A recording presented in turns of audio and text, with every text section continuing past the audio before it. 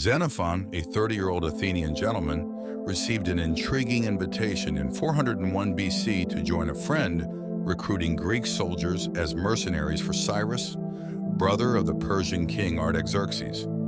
Despite historical enmity between Greeks and Persians, Cyrus sought Greek mercenaries for his army to quell rebellions within the Persian Empire.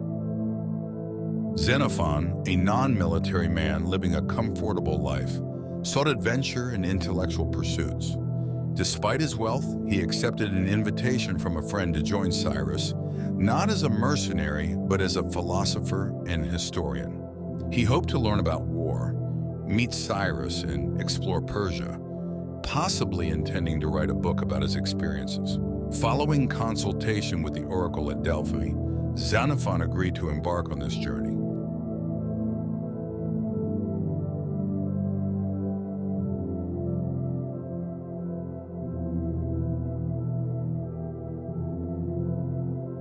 Around 10,000 Greek soldiers, drawn by the allure of money and adventure, joined Cyrus's punitive expedition into Persia. Initially enjoying their journey, their mood shifted when Cyrus revealed his true intention: to overthrow his brother and seize the throne of Babylon. Despite feeling deceived, the Greeks were appeased by promises of increased pay from Cyrus. The armies of Cyrus and Artaxerxes clashed at Cunaxa, resulting in Cyrus's death and the swift conclusion of the war. This left the Greek mercenaries in a precarious position, as they had fought on the losing side of a civil conflict, far from home and surrounded by hostile forces. However, they were assured by Artaxerxes that he harbored no ill will towards them and desired only their swift departure from Persia. An envoy, Tissaphernes, was sent to provision and escort them back to Greece. Guided by Tissaphernes and the Persian army, the mercenaries began their long journey home. A few days into their march, the Greek mercenaries grew concerned about their weather situation. They found their supplies from the Persians inadequate, and the route chosen by Tissaphernes posed problems. These uncertainties led to internal disagreements among the Greeks, raising doubts about their trust in the Persians. The Greek commander Clercus conveyed his soldiers' concerns to Tissaphernes, who appeared sympathetic. Tissaphernes proposed a meeting at a neutral location where the Greeks could voice their grievances and reach an understanding. Clercus agreed and arrived with his officers as planned, only to be surrounded and arrested by a large contingent of Persians. They were executed by beheading on the same day.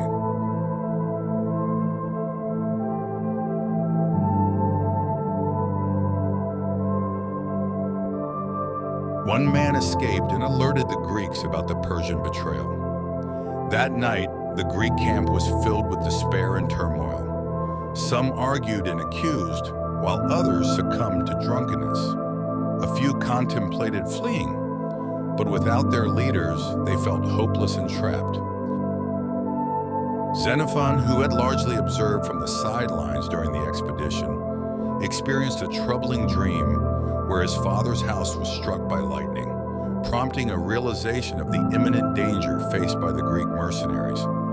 He discerned that their plight stemmed not from external obstacles, but from their own disorganized mindset, driven by mercenary motives rather than a higher purpose. Recognizing the need for clarity and unity, Xenophon urged his fellow Greeks to focus on the threat before them, harness their anger against the treachery of the Persians, and reclaim their identity as Greeks driven by honor and purpose.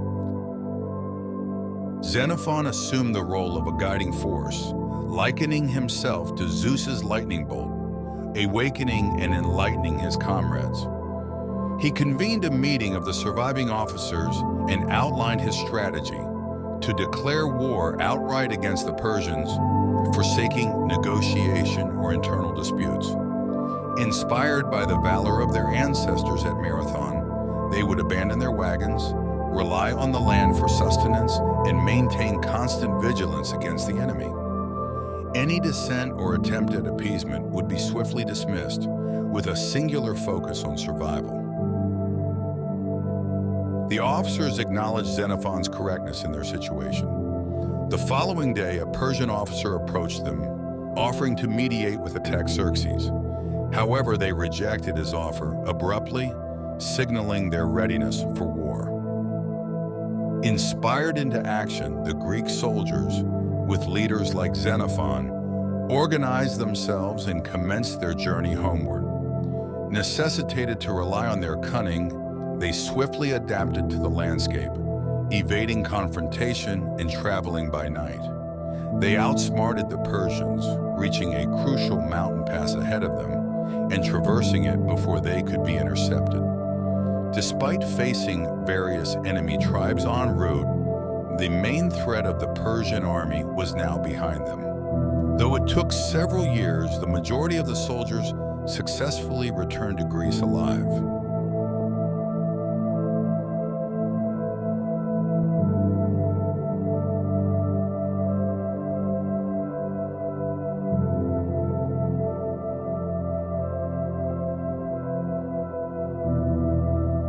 Life is a continuous series of challenges and conflicts where you'll inevitably encounter adversity, toxic connections, and risky situations.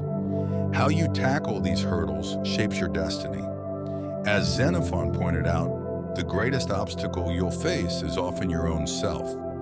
Feeling disoriented or unable to distinguish allies from adversaries is ultimately a result of your own choices and actions.